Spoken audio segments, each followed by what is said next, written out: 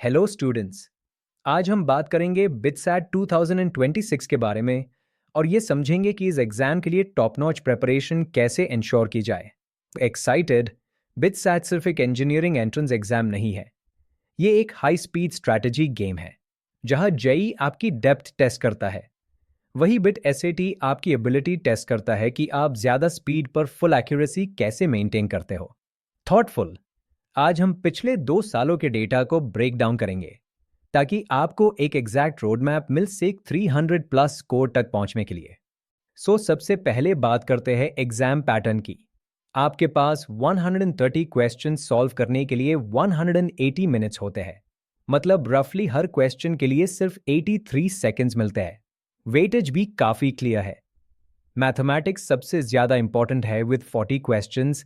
उसके बाद फिजिक्स और केमिस्ट्री में 30 टू 30 क्वेश्चंस आते हैं। जेई मेंस और बिटसैट केमिस्ट्री दोनों में ही लगभग 90% पोर्शन डायरेक्ट एंसर लाइन से आता है।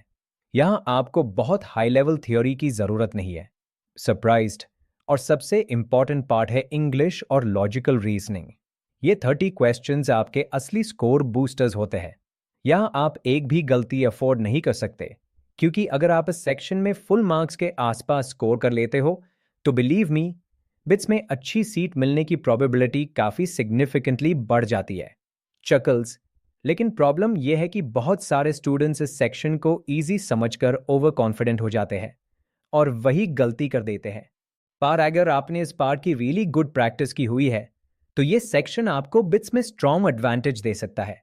अगर आप इंग्लिश में वीक हो तो रोज 15 मिनट सिनोनिम्स और एंटोनिम्स पर स्पेंड करो, क्योंकि ये इंग्लिश का हाईएस्ट वेटेज टॉपिक है, लगभग 30% वेटेज के साथ।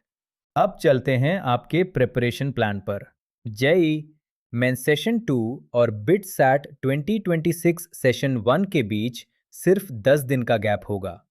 इसलिए अगर आप उन स्टूडेंट्स में से हो जो जेई, मैं और बिटसैट दोनों पर फोकस कर रहे हो, तो आपको कम से कम पिछले साल का बिट्स पेपर एक मॉक टेस्ट की तरह जरूर देना चाहिए और 28 मार्च से पहले 2 और बिट्स मॉक टेस्ट्स अटेम्प्ट कर लेने चाहिए, क्योंकि बाद के वो 10 दिन इनफ नहीं होंगे प्रॉपर एडजस्टमेंट के लिए।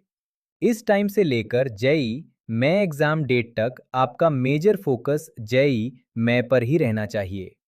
लेकिन अगर आपका सिर्फ बिटसैट टारगेट है तो आपको 28 मार्च से पहले मिनिमम 5 मॉक टेस्ट्स और लास्ट ईयर पेपर जरूर अटेम्प्ट करना चाहिए। बिटसैट सिर्फ एक इंजीनियरिंग एंट्रेंस एग्जाम नहीं है, ये एक हाई स्पीड स्ट्रैटेजी गेम है। जहां जेई आपकी डेप्थ टेस्ट करता है, वहीं बिटसैट आपकी एबिलिटी टेस्ट करता है कि आप जेई के कंपैरिजन में हाई स्पीड पर हाई एक्यूरेसी कैसे मेंटेन करते हो। अब तक आप लोगों के ज्यादातर बोर्ड एग्जाम्स खत्म हो चुके होंगे, इसलिए आप 12th का पोर्शन बिट्स लेवल तक काफी जल्दी कवर कर पाओगे। क्यूरियस? वैसे भी केमिस्ट्री और फिजिक्स मेजरली एंसर्ड कॉन्सेप्ट से ही आते हैं, लेकिन आपको ये इंश्योर करना है कि 11th के हाई वेटेज टॉपिक्स आप 30th मार्च से पहले कवर कर लो। बैकग्राउंड में आप हर सेक्शन के हाई वेटेज टॉपिक्स देख सकते हो। थॉटफुल मॉक टेस्ट्स और एक्चुअल बिटसैट एग्जाम के दौरान एक बात हमेशा याद रखना, इसमें कोई सेक्शनल कट ऑफ नहीं होता। इसलिए अगर कोई एक सब्जेक्ट आपको इजी लग रहा है तो इंश्योर करो कि उसमें से मैक्सिमम मार्क्स एक्सट्रैक्ट करो और ओवरऑल स्कोर को बूस्ट करो। वे एक्साइटेड? और बोनस क्वेश्चंस के लिए तब तक मत जाना जब तक आपने 130 क्वेश्चंस जेन्युइनली कंप्लीट ना कर लिए हो और आपको उन पर 95% कॉन्फिडेंस ना हो।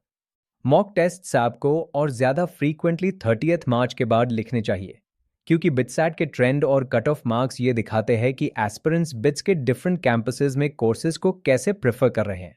और अगर आप मॉक टेस्ट में 220 से कम स्कोर कर रहे हो तो इसका मतलब है कि रियल एग्जाम में मार्क्स और भी नीचे जा सकते हैं, और फिर आपको मोस्टली 2+2 कोर्सेज ही मिलेंगे जिनकी फीस भी कंपैरेटिवली ज्यादा होती है। सीरियस? इसलिए अगला 1 मंथ स्टूडेंट्स के लिए बहुत क्रूशल है।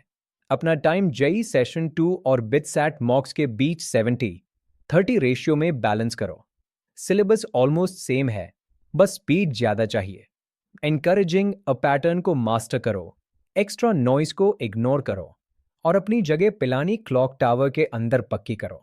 और चैनल को सब्सक्राइब करना मत भूलना।